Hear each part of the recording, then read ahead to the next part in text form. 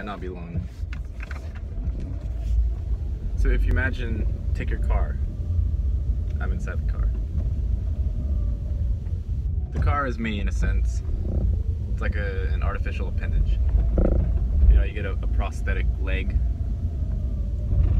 You don't run around on your prosthetic leg and imagine that. That leg has nothing to do with me. No, it's like it's your new leg, basically. And I think they've got technology now that they can port a semblance of feelings into the new limb. And if they can do that, then they can make the actual thing. Given time. But the car situation, like, why are you not smashing into everything? That's the main question. Why are you not just bonking off of cars and people and streetlights and parking meters, right? How come that doesn't happen? How come you're not having to like stick a measuring stick out the window and be like, oh, there's 2 feet in between me and this car on this side for every single car that you pass? Why is that not having to happen?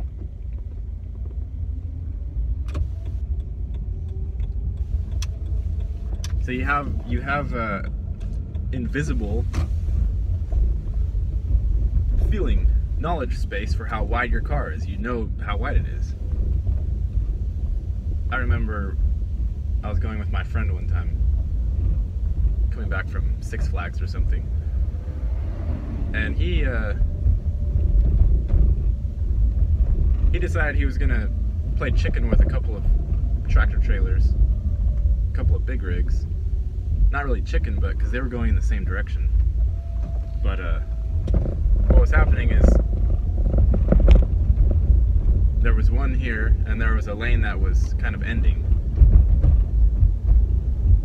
Maybe the other one was coming at us. I don't even remember. I think they were both in the same. I think they were both going in the same direction. I don't remember. Anyway, we're going flying down the freeway, 70 miles an hour or 60, 70. Not too fast, but somehow there were 2 big rigs that were doing this. They were closing in on each other. Like a lane was disappearing. Something was merging and a lane was disappearing. And we were in the lane that was disappearing, right? So as soon as I saw what he had in mind, and he didn't have a lot of time to consider what he was doing, it was kind of a sketchy situation where if he hadn't done what he did, then he would have had to slam on his brakes, and something bad could have happened in that situation as well. But he decided to go for it, and I thought we were getting ready to die, basically, because these 2 bigger things were just closing in. The gap was closing, and he was trying to accelerate through it. And I was yelling at him to not do that, and he, of course, ignored me, did it anyway, and I thought we were gonna scrape. Like I thought they were just gonna come and either scrape us or smush us or something. And of course, you know, your mind will exaggerate any type of possibilities in that kind of situation because of the fear response. But what he had internally was he had the feeling space of his vehicle.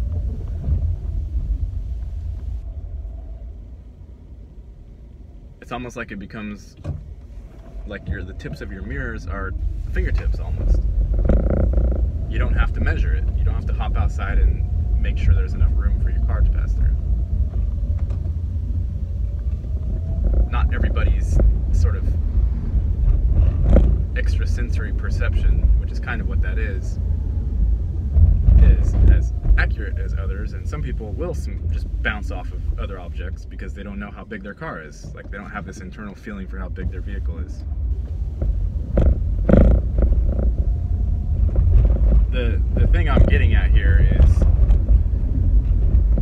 what we have presented in the society as far as business models. We have presented that the most efficient way, Occam's razor, should be applied to all business practices. And if something is being done cheap, it should be done cheaper, and if something is being done with sort of leeway or big margins, the idea is to tighten everything up. And of course, this is only made possible because of scarcity. And whether it's artificial scarcity or not, doesn't matter. If you're operating under a system of artificial scarcity, then you still have to do that. You still have to reduce the margins and try and do more with less, etc. and so on, right? So the basic idea was if you were in whether it's artificial scarcity or not, but if you're in a scarcity situation where something like space, actual space within which to place physical objects, including humans, there's not enough space, then things like leeway are starting to get encroached upon. And this is happening in China with the housing situations. The living spaces get tinier and tinier, and then they shoot upward because there's not enough horizontal land to put more buildings on. So instead they build skyscrapers, and they make the little boxes that the people are living in tinier and tinier, because this is what money dictates in the scarcity situation we're in, when combined with the vampiric money system. So we have the artificial scarcity situation combined with the musical chairs economic system, right? So it's a double whammy, and it ends up with people being unhappy and having no space to move. The same thing, you can see some streets are just tiny and people are parking up on the sidewalks, and traffic runs much slower, and you don't have as much leeway, right? Now, I'm not postulating that it just is so terrible to have no space. I don't mind having small spaces. Like, some people get claustrophobic and some people can handle it. I can generally handle small spaces, but that's a mind space that you have to be able to come to.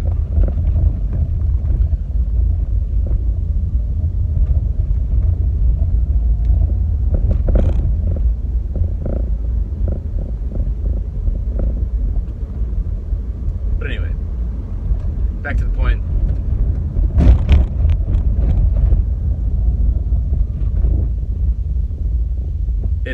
It's kind of, it's a big hypocrisy in this realm, because everybody can see there's plenty of space, right? Like, look in the interior of the United States, there's just endless land, right?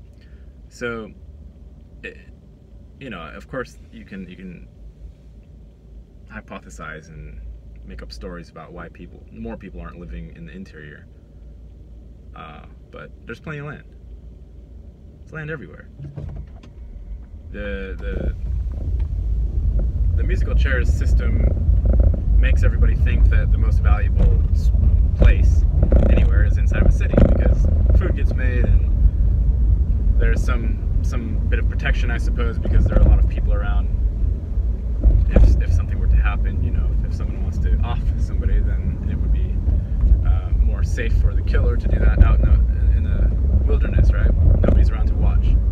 So there's some element of safety in numbers in the city, but you can see that the system, the way it's been set up, is degenerating. And of course, you can't even talk about this with going into all the aspects of degeneration, which are active and doing their thing. But as far as this particular notion, which is of scarce amounts of space available, like for instance in San Francisco, the reason that rent is so high is because there's no room. Rent is the monetization of space. So is, buying a house. You're getting to sit in that space without being harassed by anybody, or hopefully not too many people, in exchange for working, getting money and whatnot. So it's expensive in San Francisco because it's a tiny plot of land, which is valuable just because it's in California. It's valuable because it's right on the ocean. It's valuable because it's got all the bays. It's valuable because it's Silicon Valley. It's valuable because of all the app companies, all the tech companies, everything is here. So it's valuable. So it's the most expensive place in the United States. One of, if not, I think it's the most expensive. But money for money's sake never fixes anything, and I think most people that have done any introspection will have realized that. Throwing money at problems just puts money in the pockets of somebody, and the problem stays. Because the system needs to be flawed, and it needs to be imbalanced, and it needs to... The whole point of capitalism is to allow some people to be really rich, which necessitates that some people are homeless and poor. That's just basic logic. The thought form can't exist unless it has both manifesting.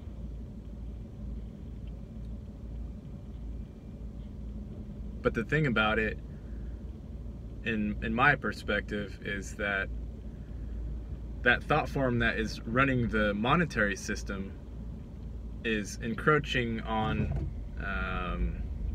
creativity, because creativity, it cannot operate within such tight confines.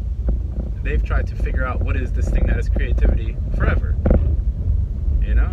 That's why highly creative people that manage to survive inside of the economic model, they're valuable. Even though the system doesn't want to admit they're valuable, they are valuable.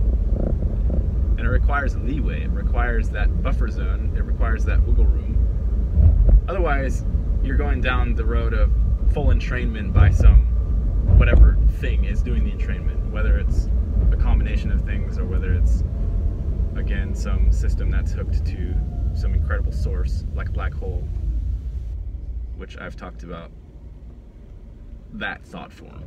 I've experienced that sort of entrainment, at least attempts. I know what it feels like, and it's not fun.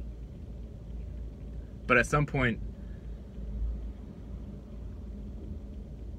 if there's not leeway, then you start spitting out the same thing, just it starts repeating. And that's all that rich people are doing, is they're wanting to find a system that can repeat their own original work that was deemed valuable to the society. Then they want to repeat it out, and they want to get money in exchange for that repeated version of themselves. Same thing is for videos. If a video goes viral and you monetize it, you get money because you repeated it out. And that's fine. Repetition is a thing in the universe. The universe likes repeating things. That's what fractals are, right?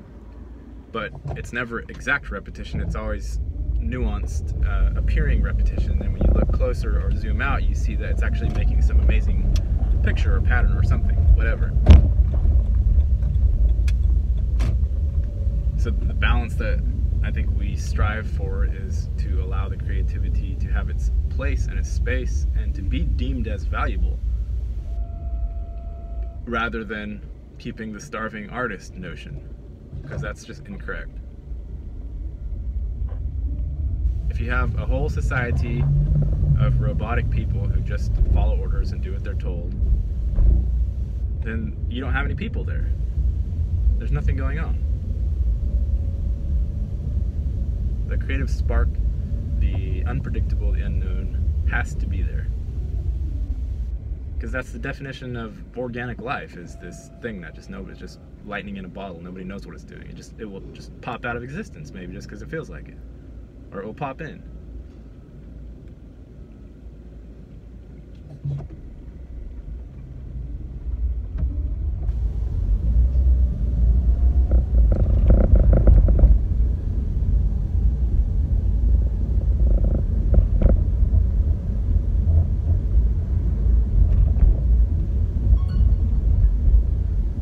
That's enough. Gotta go.